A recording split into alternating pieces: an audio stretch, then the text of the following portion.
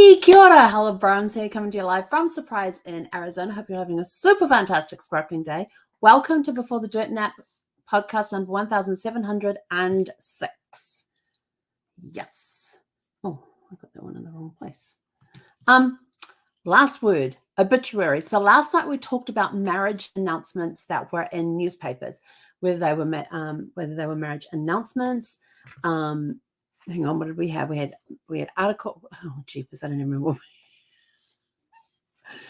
We had the marriage announcements, we had the engagement notices, we had the marriage licenses that were issued, and then we also had the articles about the wedding that went into great detail, and some of them included family members that were included in the wedding party, guests that were there, and things like that.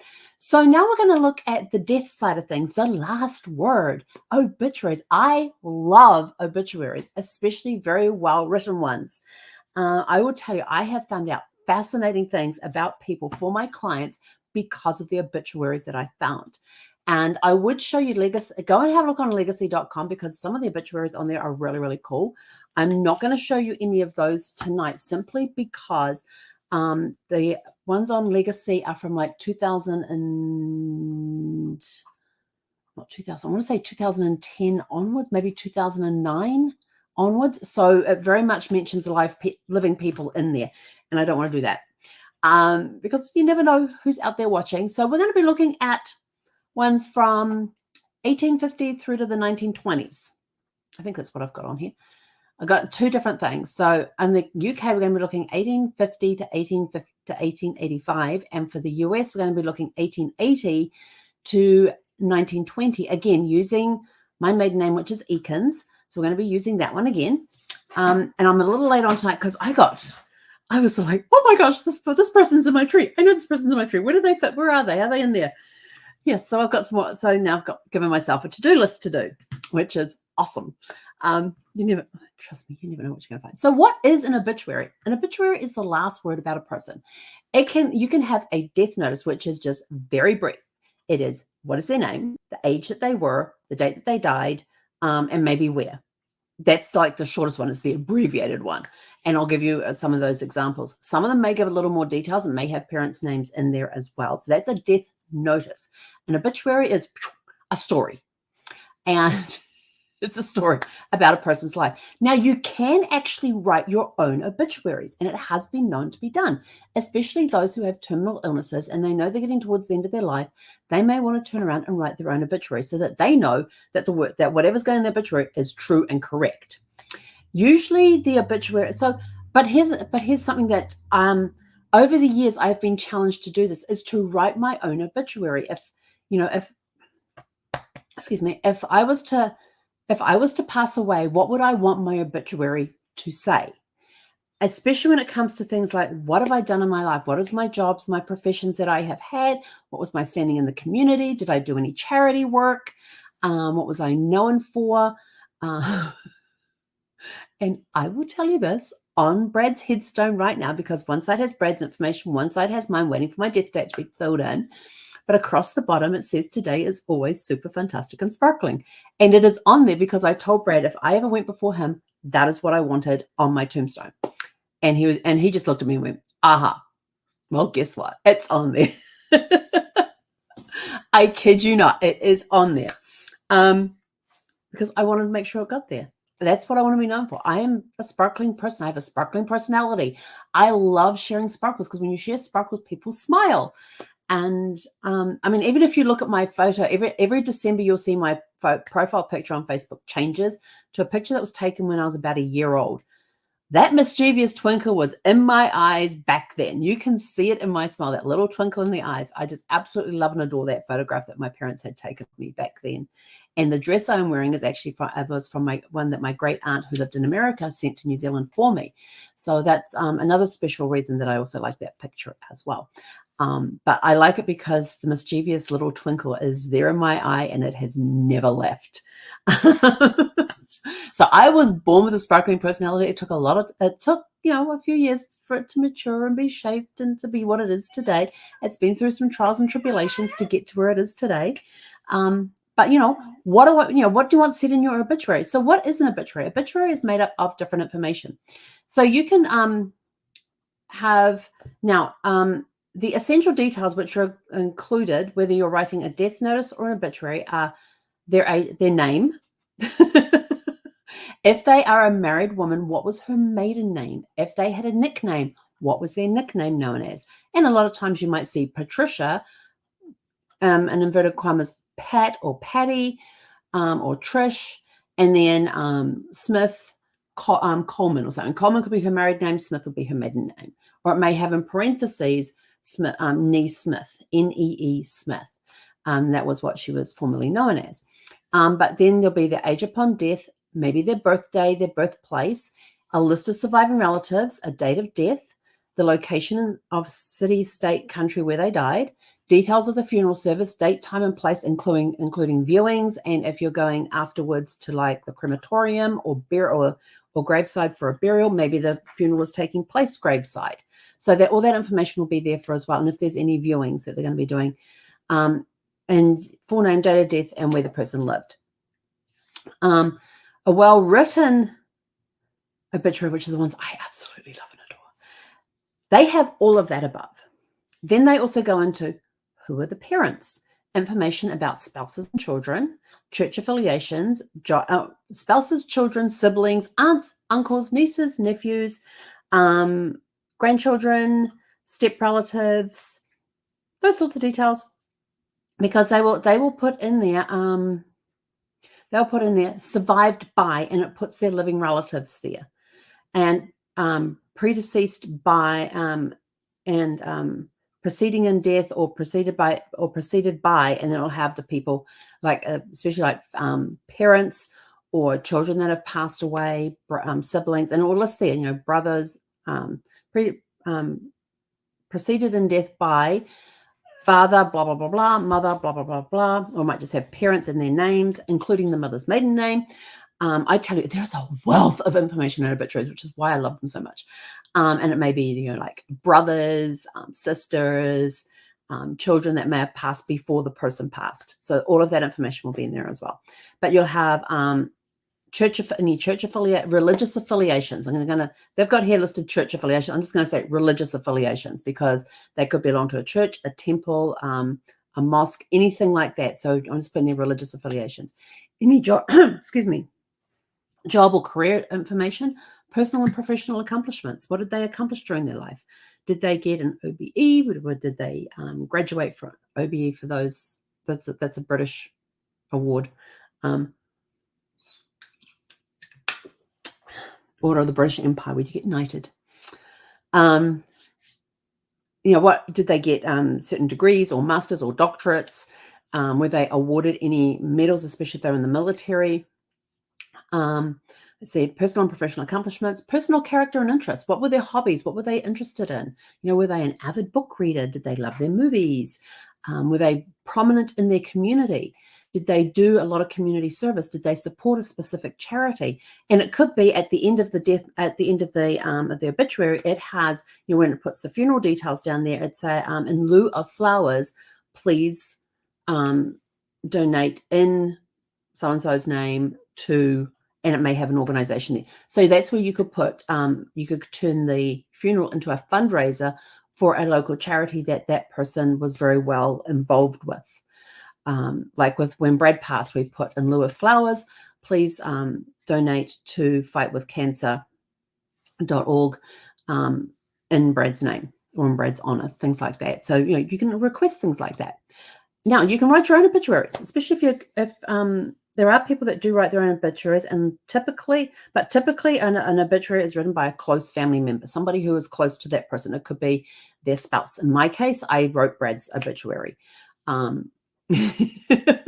wanted to make sure all the details got in there, all the right details and everything else. Or it could be written by a child, a daughter or a son. It could be written by a grandchild, based on the age of the person that passed. And so, it could be like a great-grandparent, like my great-grandparents passed away. Maybe one of their grandkids wrote the obituary. I don't know. I don't know who did it. I don't know if it was one of my, whether it was my grandmother or one of her siblings that wrote it. I don't know.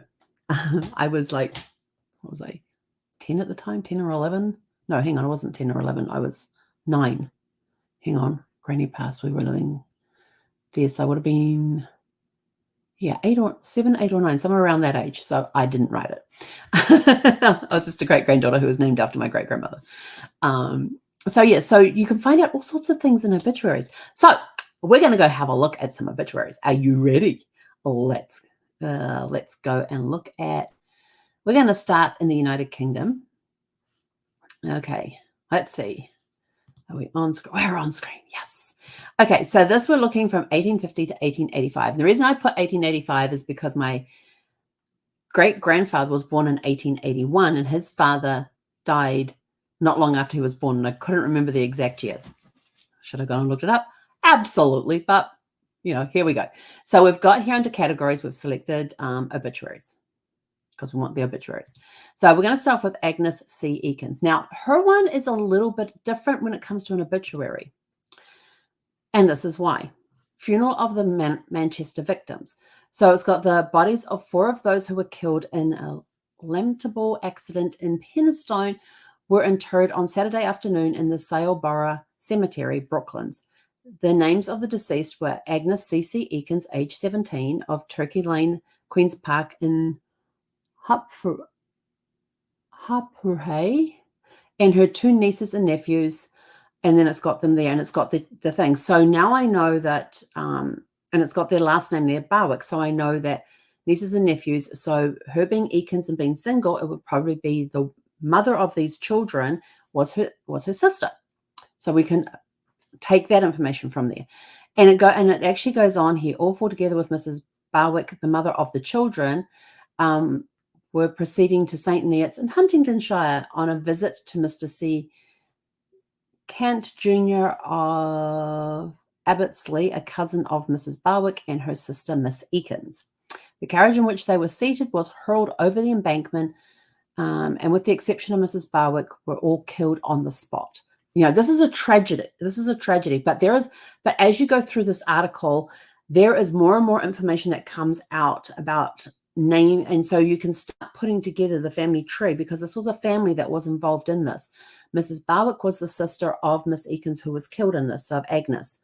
It doesn't actually mention Mrs. Barwick's first name, but we could go and look at marriage information of an Eakins that got married to a Barwick. We can definitely go and look at that. There's down here, Friday to the house of Mr. A.D. Eakins, the brother of Miss Eakins. So this is the brother of both Miss Eakins, who was killed, Agnes, and Mrs. Barwick. So now we know we've now got siblings going on in here. Would it be easy to find them? More than likely. This happened in 1884. So we've got the 1881 census where we will be able to find these people in there. And because of the age of the children that were killed, if we go back up here, there was Florence Edith, who was age 6, Archibald Montague, age 2. Archibald Montague, ooh, yes, that reminds me of one of my characters. He was going to be Fitzwilliam Montague. He told me his name was Walter. Anyway, that's another story for another day. So age 2. So the 6-year-old would, let's see, this was 1884, would have been on the 1881 British census. But Archibald Montague and Beatrice Alice, who was only 5 weeks, would not have been. And it said that Mr. Barwick was a shirt manufacturer. So I've got all these details here right now that Mr. Barwick, EA, was a shirt manufacturer. So that would be, there is an occupation on the 1881 census. At least one of their children, Florence Edith, was alive at the time. She was age 6, and this was done in 1884. So she would have been born around 1878. So she would have definitely been on the 1881 census around the age of 2 or 3. And of course, then there would have been Mrs. Barwick as well. So that, and it's got in here all the places that, where they were from, where they lived, and that sort of thing. So then I can narrow down the census to see the area that they came from. And so Mrs. Barwick herself sustained a fracture of the jaw, and one of her legs was also broken. She was removed to the Manchester Infirmary, where she still remains. But though she pleaded pitilessly to be informed of the fate of her children, it was not deemed wise to tell her until Friday morning. Now, this is written on Monday, so this was the preceding Friday. For a time, she was inconsolable, but yesterday she became more resigned and is now we understand progressing as favorably as can be expected. So then they put these little interesting details in there. A distressing incident, da-da-da-da-da. And then it goes on down here. So we've got the brother of Mrs. Barwick. We've got the brother of Agnes. That's here where they're going to be at the place. The funeral left for Brooklands at 2 o'clock. Consisted of a hearse and 3 mourning coaches. And then it goes and lists all the people that are in the coaches. So here we've got in the first coach with Mr. A.E. Barwick, the bereaved father, with Mrs. Barwick, his mother. And then there's Mr. A.D. Eakins, youngest brother of Mrs. Barwick and Miss Eakins. So I now know that A.D. Eakins is younger than Mrs. Barwick and Miss Eakins. And Mrs. Eakins, and then it's got, and Mrs. Eakins, which would have been the mother, and the Reverend A.B. Taylor, minister of the particular Baptist chapel in Rockdale Road, and Mr. John Taylor, his son. So the minister brought along his son in the second coach, and it goes through all these different people and how, if they were related, like, here's Mrs. Dolby, the oldest sister of Mr. Barwick, Mr. T.H. Crofts, the brother-in-law of Mrs. Barwick. So the brother-in-law of Mrs. Barwick. So Mrs. Barwick, who we already know. Now, which Mrs. Barwick is it? Is it the Mrs. Barwick who is the mother of Mr. Barwick, the bereaved father? Or is it the brother-in-law of Mrs. Barwick, as in Mrs. Barwick, the sister who was injured and is in hospital? So we've got all these different questions in here that we can go through. And, it's got cousins and aunts and uncles and all that sort of thing. So we can go through all of this and pull out a lot of information. So even though this is a tragic article to read, there is a lot of information contained in there that we can start putting together this family tree for this family of Agnes Eakins. We can start putting together this family of who she was, who her sisters were, her brothers, her in-laws, that sort of, and just put together this beautiful picture of this family. Because there's just so many details in here with everything that is in there. Fellow assistants of Miss Eakins. Oh. So this one here were Miss Potter, Miss Hunter, Miss Walker, and Miss Derbyshire, fellow assistants of Miss Eakins.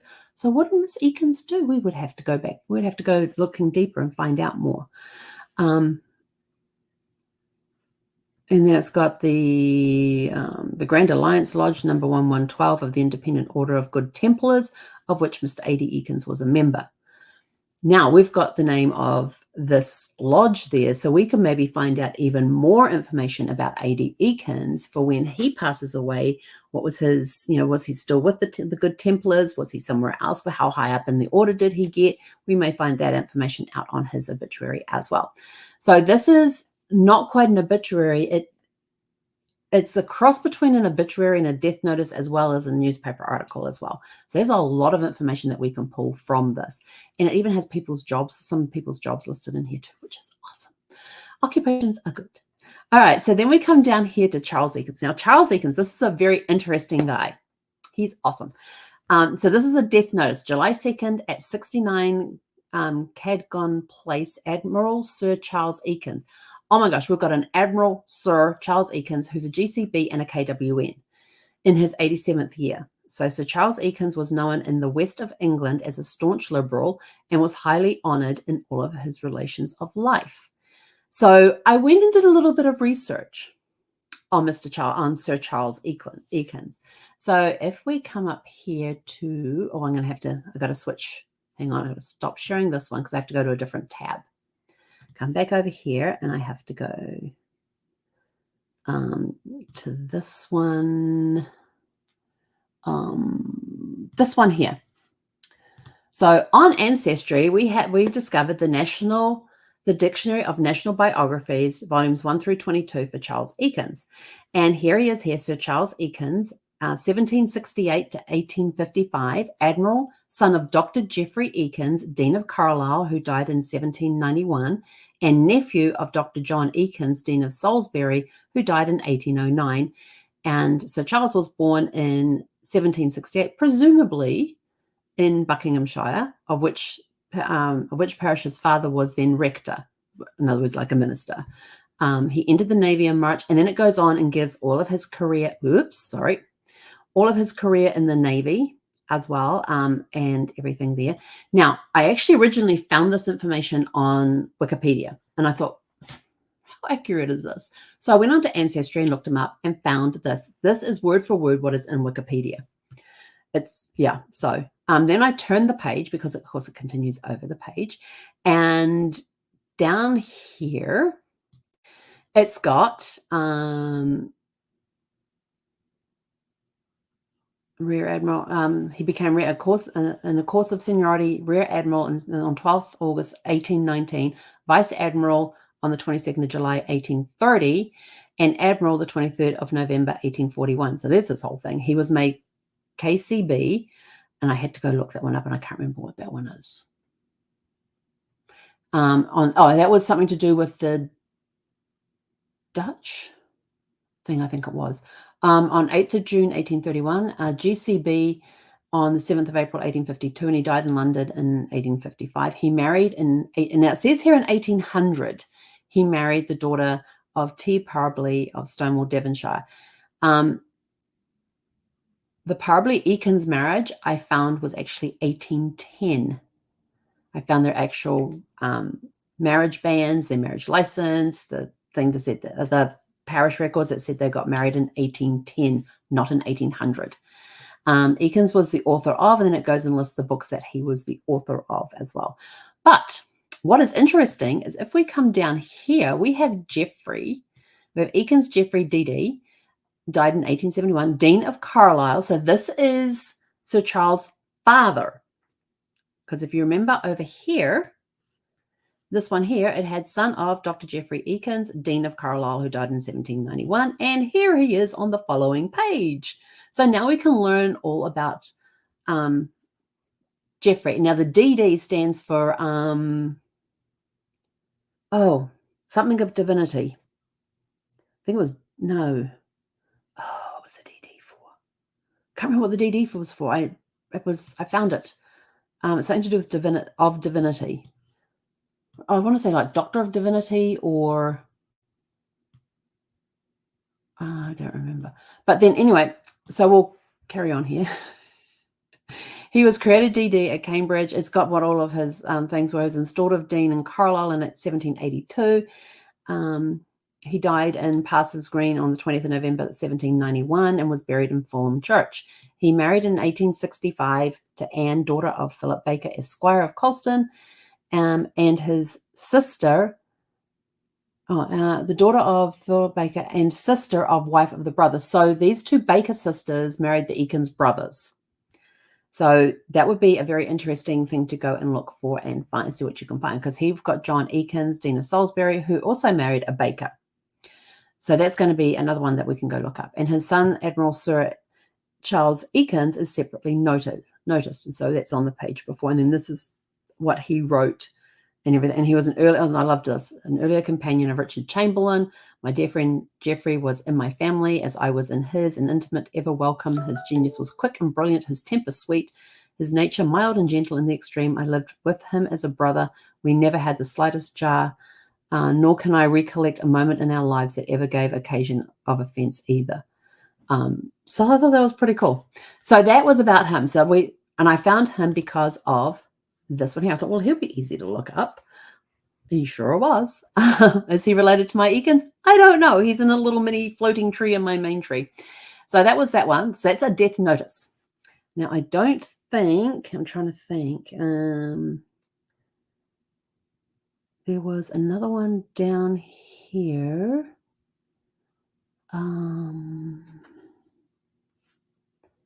It was this one, I think. Okay, so this one's going to be a little more difficult to find, simply because Eakins, March 15th at Warboys. Warboys is the manor house that my family lived in, my ancestors lived in, was Anne Eakins, who aged 73. Now, that's just a death notice. Very simple, very brief. This was in 1885. And finding Anne Eakins is going to be like finding a needle in a haystack, because I don't know what her maiden name was. It doesn't say who she was married to, or she may have even been a spinster at age 73. But she was born around, what's my math? Around 1812. If you take 73 off 1885. You get around 1812. So trying to find an Anne that was born during that time. Did she marry an Eakins? Was she, this doesn't give me a lot of information to go on. It's going to be very tough to find information from her because Anne at that time was a very common name. Anne Eakins is almost like looking for John Smith in some cases. And if you're looking for the men, you've got John, James, Thomas, William, and George, as far as Eakins goes. And there's a lot of them, especially in the Warboys Huntingdonshire area. So this one is not going to give me a lot of information, but it would be a one that I would note on the side.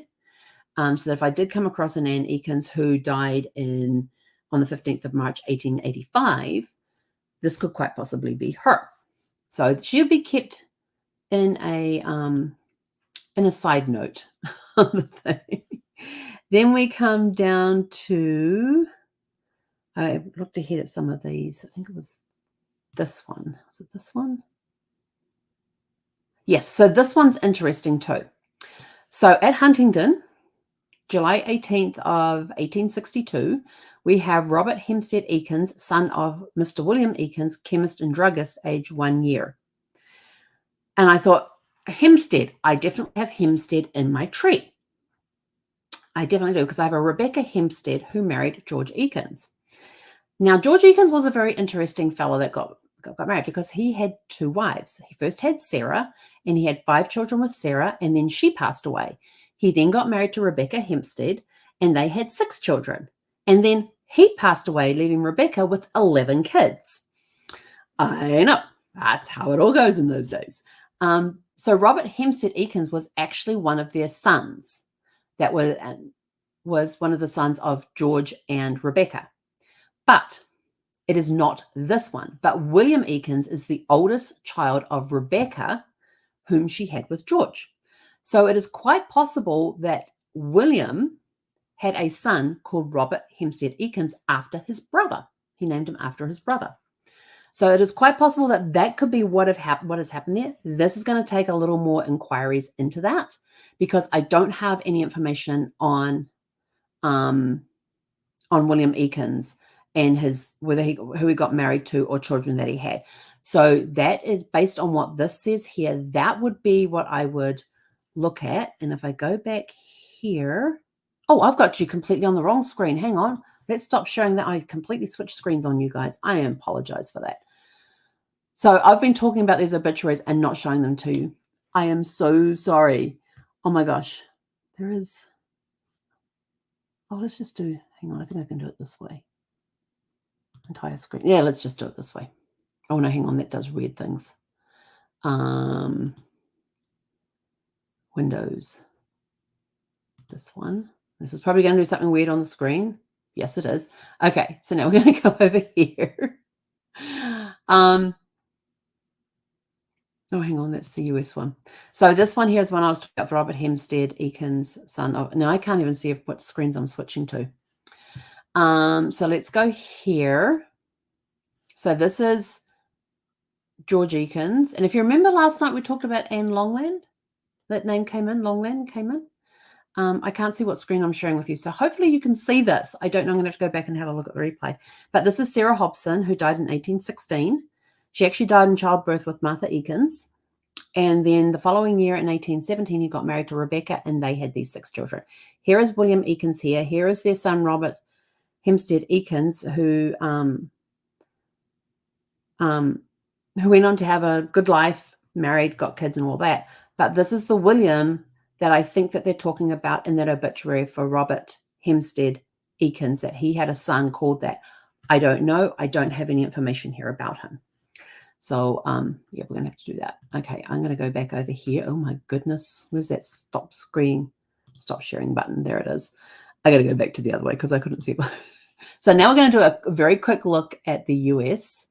Yep, so this is the US Eakins. All right, so right here, we have Maria Eakins, and this is a death notice in Patterson on Sunday, November the 17th, 1819. Maria Rattan, wife of Robert W. Eakins, at her late home of 32 Temple Street. Notice of service later. Very brief, very much a death notice. So Maria Rattan was probably her maiden name. So we would start looking for Rotan Eakin's wedding announcement to see if that was there. This was in 1918. So we would go back to like the 1910 census to see what information we could find there from New Jersey. Now, New Jersey, was it New Jersey that also did the, I think New Jersey also did, I know New York did. New York had census on the years ending in 5. I think New Jersey may have as well. Not 100% sure on that one. So that's that one. Then we come down to this one here. This is on James Eakins. So this is an article. It's got Elkins there. Okay, so this is James, although it says Eakins there. Interesting. So let's have a look at this one anyway, because this is another form of obituary. So you got James Elkins, a pioneer who dies. Lynn County resident for many years, son of prominent father, succumbs. What did he succumb to? So this is in 1920, December the 7th, 1920. So James Elkin, a pioneer of 1852 in Lynn County, and we are in Oregon. Yep, Albany, Oregon. This is in the Albany, Oregon newspaper. Died at the home of his son, Luther Elkins. So now we're starting to credit. We've got James. He has a son called Luther in San Francisco last Saturday at the age of 89 years. So pioneer of 1852 in Lynn County, so 1920 down to 89 years. He came to this county in 1852 from Mount Pleasant, Ohio, with his parents, Mr. and Mrs. Luther Elkins. The family settled on a donation land claim in the Sandtime, bottom above Lebon. James Elkins was a man of varied experience of life's journey, active in public life and private business enterprises. So he was an entrepreneur in the early development of the Lynn County and had a wide circle of friends to mourn his departure. After leaving the family home on the farm, he clerked in the store at Lebanon, belonging to his father and others. During the Indian Wars of the Coast in 1855, he was in the commissionary department. So this goes on and gives his, and then he was elected as a county clerk, re-elected again. He was a secretary for the Sandtime Wagon Road Company, constructing roads across the Cascade Mountains. In 1970, he ran for Secretary of State and was defeated by a small majority. In 1871, he was appointed by Ben Holliday, manager of the New Rail, to Albany, and the first Southern Pacific depot agent on the city. So it goes on about his career there as well. Following the term of office, he returned to live with his sons. There we go. He is survived by his 5 sons and 1 daughter. They are, and then it lists out, and this will be in birth order. So you've got Frank of Portland, Charles and Collins of Prineville, Luther of San Francisco, James Jr. of just Oregon, and a daughter, Miss Helen. So she's not married yet, an instructor at the University of California. So we could actually go to the University of California and look up their records for people who were instructors/professors. And then funeral arrangements have not been announced. It does not say if he's survived by his wife. But I don't even recall seeing anything about his wife being mentioned in here. But there is enough information in here that, we can go through some government records. Because he was an elected official, we can go through some of the government records. We can go through voting records and find more information about him as well, just to give him more, find out about who his wife was, because it doesn't say he was preceded in death by. It's just got who is surviving. So if he did have a wife, I would say that he may be a widower because it's not listed, but then it doesn't mention anything about a wife. So this is where you can get more information from. So that was a very interesting one to read, even if it was the wrong surname, but that's okay. It just makes things more interesting. Blue Rapid Times. Oh, this is one. What's this one we did yesterday? Yeah, this is one we saw yesterday. So just as a reminder, 4 years of accumulated good deeds. Mrs. Sarah Lass Eakins, so Lass was her maiden name, was today laid tenderly to rest at the Evergreen Cemetery. She passed her reward yesterday morning after life lived simply, trustfully, and helpfully. Funeral services were conducted by Now, this is one that really intrigued me because Deal, England, I actually came across that yesterday when I was looking through the marriage records. I think it was her parents that I came across. And I also came across her marriage information registration for her marriage to William there as well in Deal. And so she was 87 years, 10 months, and 10 days. And like I said, you could go to the date calculator and calculate, take this date here that she passed. It said yesterday, this was published on Thursday, January 1st. So on December 31st, subtract, 87 years, 10 months, and 10 days, and it'll give you basically her birthday. She became, the bride of William Eakins. So she was married to William Eakins 66 years ago. Take that off the 1920 to get you 66 years ago. It was severed 7 years ago with the death of Mr. Eakins. So now we've got William Eakins' approximate death date. She had lived in Riverside for 28 years, which meant that William Eakins would also be there as well after coming there from Blue Rapids, Kansas. She possessed a simple religious trust and exemplified in many deeds in her kindly service. Her health began to fail about a year ago, and she was tenderly cared for by her daughter, Mrs. Harry Neal. Surviving Mrs. Eakins are 5 children as follows. Now, Mrs. L.B. Tibbetts was Blanche that we found in the marriage records yesterday. Mrs. John Ching, so we've got to find out who Mrs. Ching is, and Reverend Grove Eakins, and find out if he's married, and Chaz, which would be Charles W., maybe William, maybe Walter, although dad's name was William, so more than likely William Eakins, and Mrs. Harry Neal. So these gives us the name of their children, and with the marriage names in here for the daughters, we could go and do search marriage records for those marriages near or in those places. Although if they were getting married in the area where the parents lived, then we'll be looking in Riverside for that, because this is she died in somewhere in here. Yeah, lived in Riverside for 28 years. So it's quite possible that after coming here from Blue Rapids. So she'd had that life in Blue Rapids, and and this was actually published in the Blue Rapid, Kansas. Was Kansas another one that 5 years? Well, that might have been Kentucky. I was looking for something the other day. It was either Kansas or Kentucky. It's one of the K ones that did 5 years as well. So we've got this here. So we've got a lot of ties to Blue Rapids, Kansas. So we could probably go back and look through their papers there in Blue Rapids Times and find more information about Eakins and marriages and deaths and births and all of that sort of information as well. So that just gives you, I don't know if there's any other ones. So those are the nice long ones that give you that.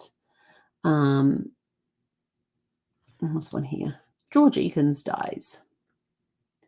This is a hard one to read. Yeah, died in the morning at his home in Pleasant of pneumonia.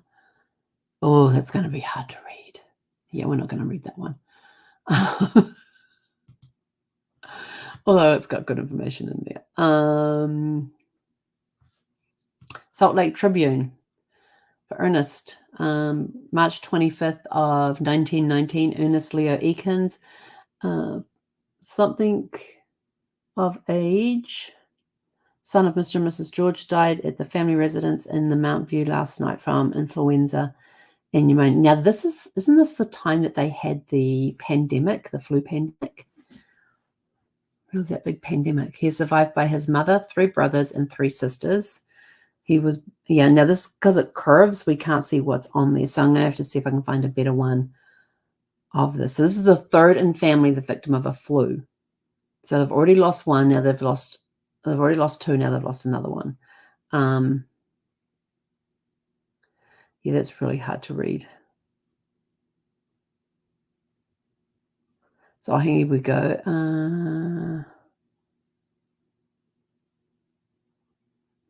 So it's got during the he is the 3rd member of this family to die of influenza during the past 6 months. I'm going to say that was the first death. That was that of Abel J. Eakins. Something at Camp Kearney, November the 5th. And the second was Dr. George. That would be a second name, probably like a Warren, W-A-R, Eakins, who died here March 15th this year. So I'm going to have to go find more about that one. Yes, but that's a terrible reading of that one. So that just gives you some idea of the differences and some of the information that you can get.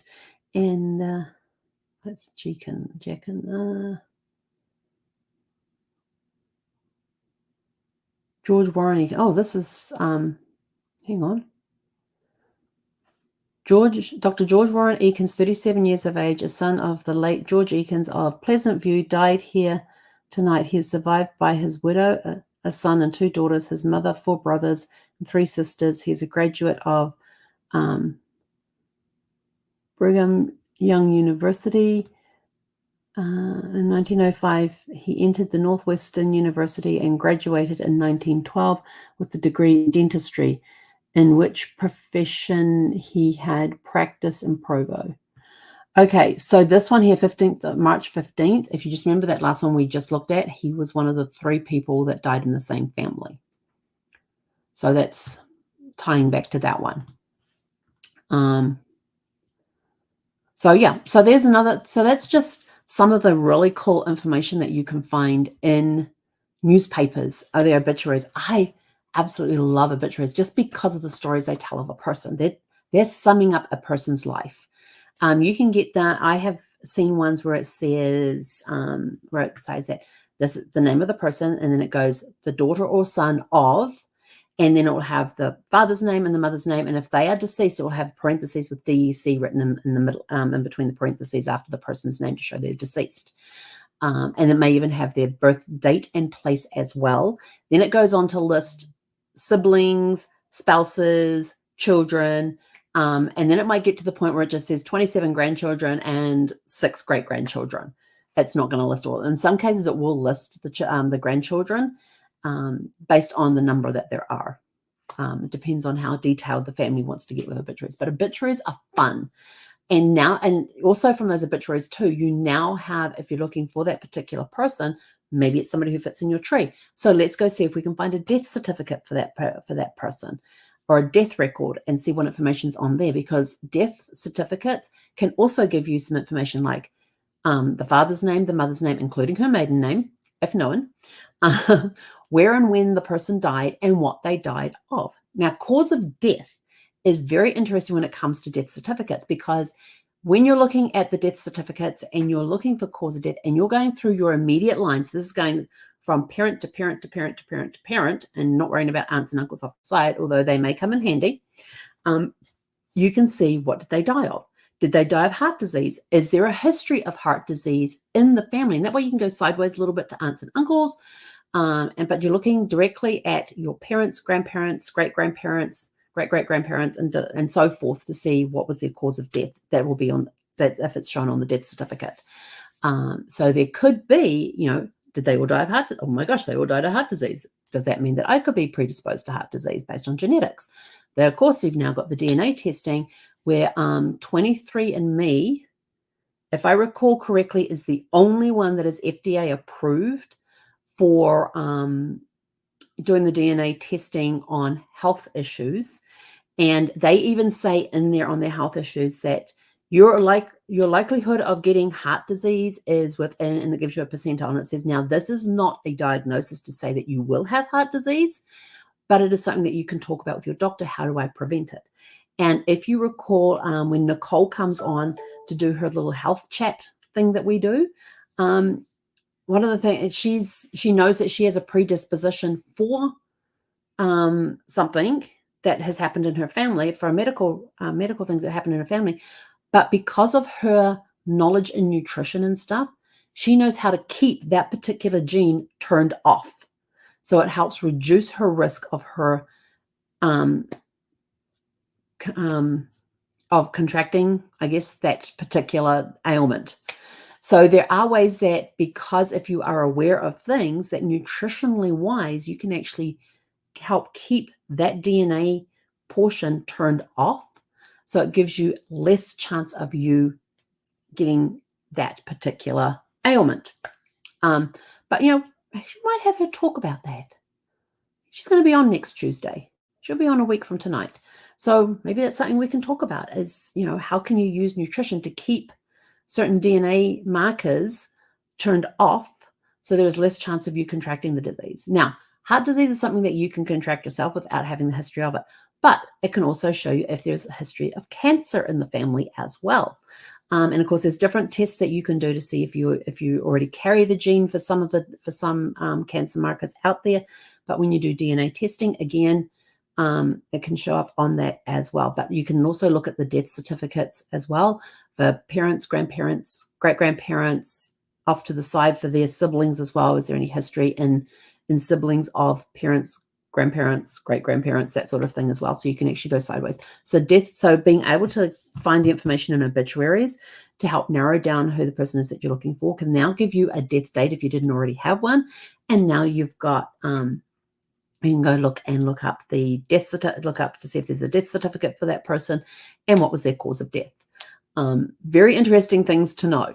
Very interesting things to know. There's been things where people have died tragically, and it has been a result of injuries sustained in a fire, injuries sustained in an automobile accident, injuries sustained in a and it will list whatever the event was that caused these injuries. Now, they may have an underlying cause as well, where they may have already been dealing with other things as well, because they may put a secondary thing was they had a heart condition or they had diabetes, which would have then may have complicated their healing process with the new injuries that they sustained, and it was too much for the body to handle. So there's those sorts of things too that you come across within death certificates where they have the cause of death, and especially if there's been an accident involved, was there an underlying cause that may have caused the body to break down even quicker and not heal because it had an underlying condition as well. So those are just some of the cool things that you can find in obituaries. And when you get that information out of the when you extract all the information from obituaries, you've now got, where do I go? I know where they died. Where can I go and find their death? And it gives you a clue to where you can find their death certificate, their death information, their death certificate. If there's marriages in the family, you've now got that information too, especially back in those days where they put Mrs. Frank Taylor. Well, who the heck is Mrs. Frank Taylor? Obviously a daughter of the deceased, but let's go find, so now you've got the daughter's maiden name, you've got her married name. Let's go look them up and see what we can find. How do we know that that's the right person? Well, later on in the years, like into the 1900s, they started putting the mother's name on marriage certificates with her maiden name there. Started to, not necessarily did, started to. So these days, marriage certificates can be very detailed as to what information is on there, and some not so much. But death certificates definitely have like maiden names on there for the mother if it's known, but then it also depends who is filling out the information as well.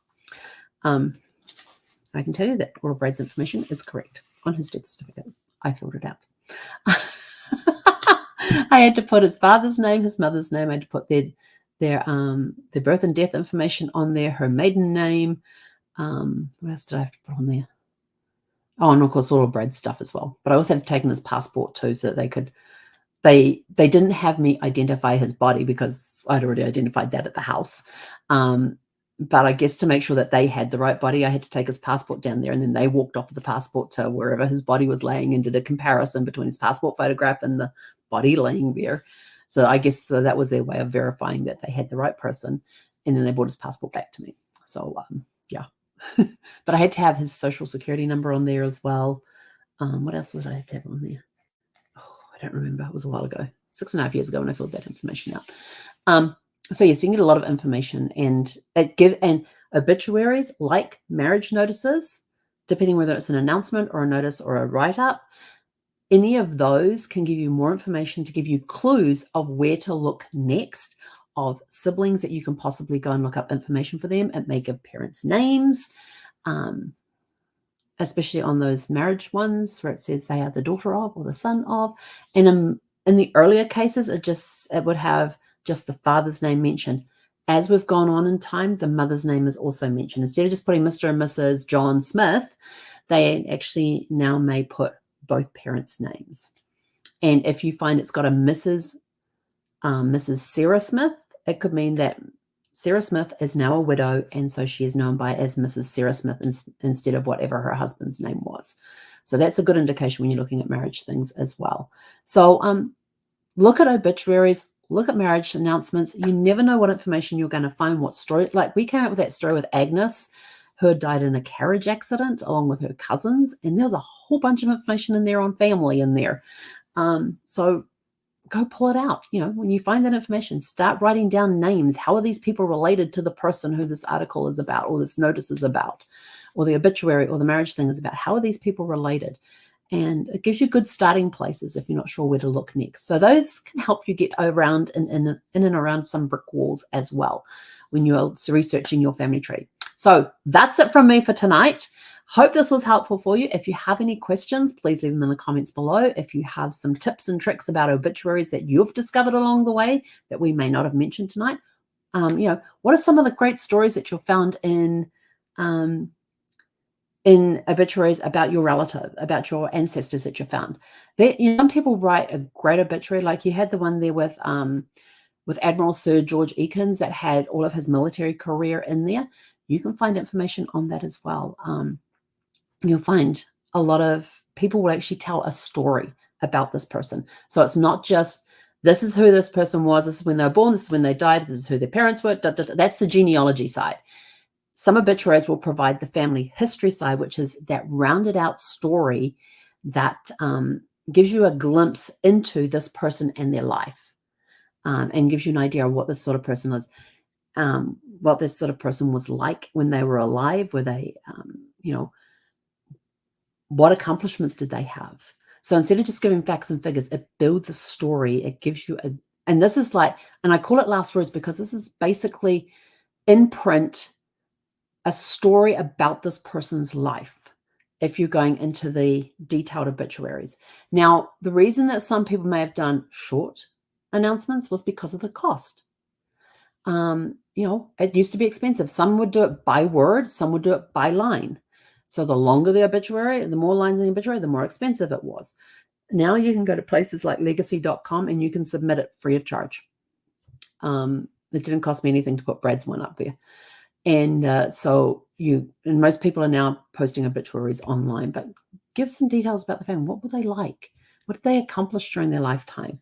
What trade were they in?